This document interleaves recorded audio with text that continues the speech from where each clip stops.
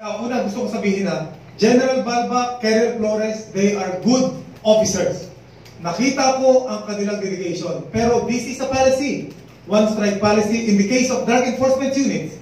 And no less than the Chief PNP has given this instruction na kahit medyo sabihin natin mabigat sa amin ito, pero we have to do this. Yung sinaktan niya, pinag-i-squatters nga natin yan. Pero kayo ba naman, yan pa naman ang titingnan natin sa mga ganyan, di ba? Humingaw pa mahin kung medyo hindi ako napagtimpi at nailabas yung aking emosyon. Pero actually, itong mga tao ito, yan ang walang mga puwang dyan. So, hindi ko sinampal yan, hindi ko dinibdiban. Tinataas ko yung mukha niya, hindi ko rin sinabutan. Halos walang buhok nga di ba? Pero gusto kong makita ang mukha niya.